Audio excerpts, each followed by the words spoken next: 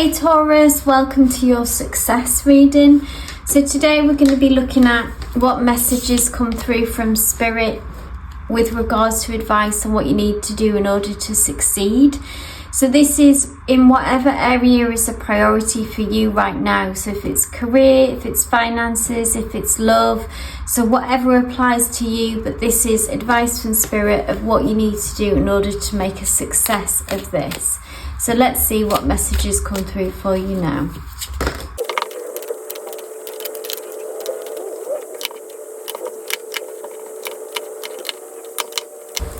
So Taurus, first up we've got the Queen of Wands kicking off your reading, and the Queen of Wands she's charismatic, she's a leader, she's very much in her own power.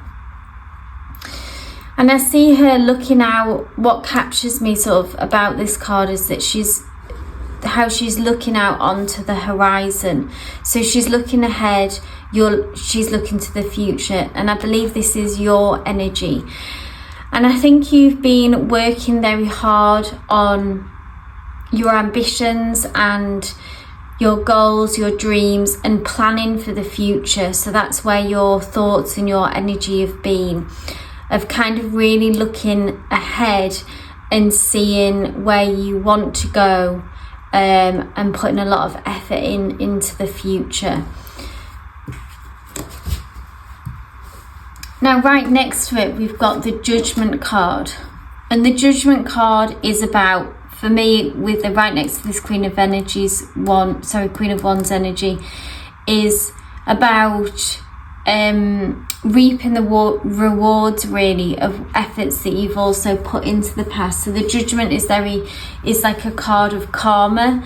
So if what you've done in the past has been, I see you've put in that hard work and you've challenged yourself and you've pushed yourself, and if you haven't already reaped the rewards, you can expect that to happen. I feel like Spirit is acknowledging what you've done. And with the Judgment card, so it goes both ways basically. Like if you have not been true to yourself, or you've tried to go the easy route in some ways, then that comes back to you in a karmic way when we see the Judgment card. But if you've stayed true to yourself and you've put in the effort and you've kind of done the right thing, then this is good karma essentially coming back to you. So I almost feel like that this is where you're coming from. So this is the energy almost of the past or the recent past. And then we've got the Fool coming in, which is about, the Fool card's about new opportunities, and it's about taking risks. And it's almost a bit like, I feel like Spirit is saying as well that there's an energy shift in the sense about being a little bit more carefree and the need to be more present now. So it's amazing what you've done, and then now it's almost like not to be constant. There comes a point where you can start living in the future if you're constantly striving with your ambitions. So I feel like this is a message from Spirit just to be a bit more free and easy, like that Fool energy. The Fool energy is in the moment. They are a risk taker as well, but it's what I'm seeing more in the aspects of it from in this reading is that kind of free and easy, enjoying the journey. And maybe that's been lost, and in order to succeed, being present and sort of seeing opportunities in the now is also part of that.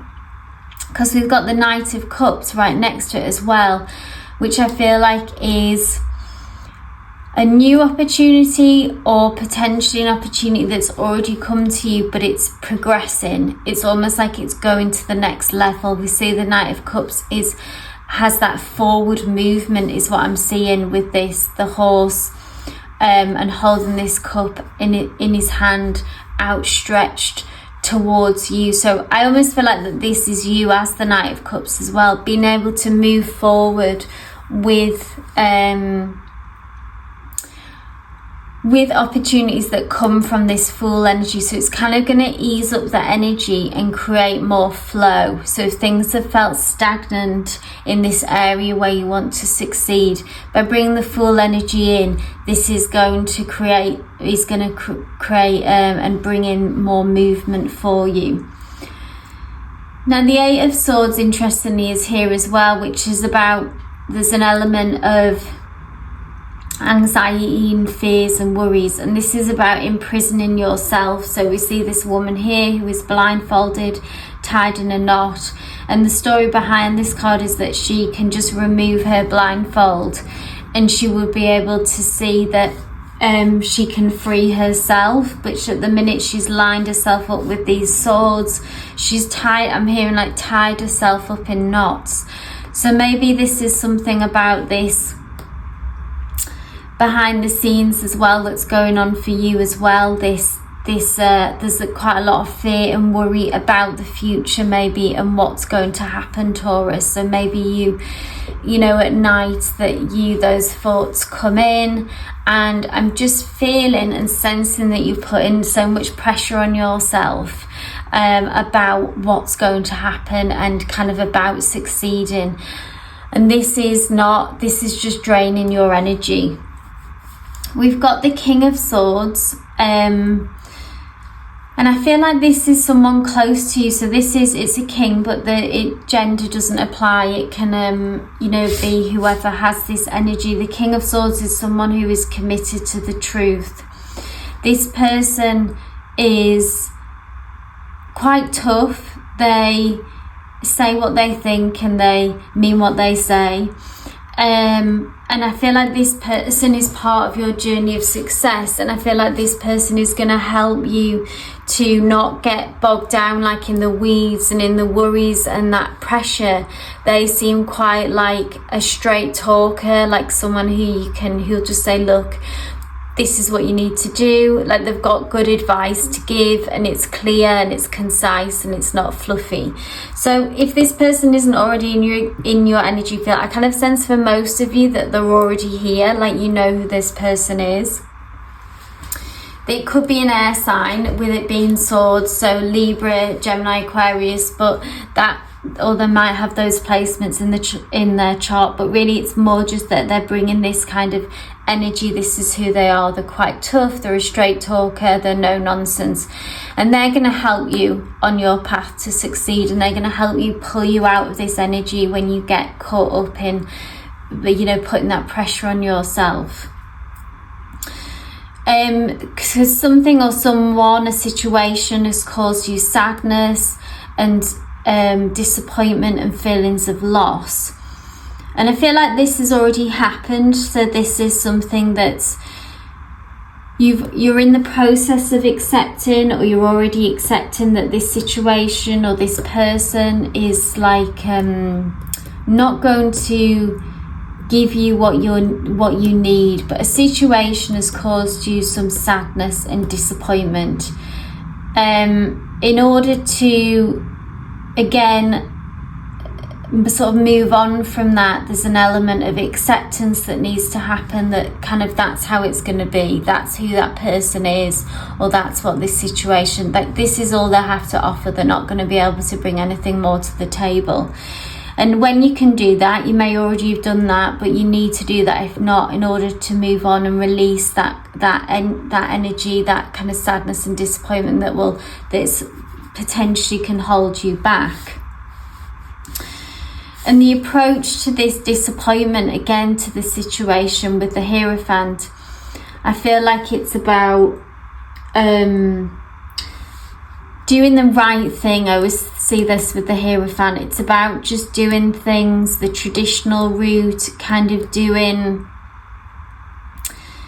I see that, you're the stronger person in the situation. So really you're going to have to be the one to step up and to do the right thing.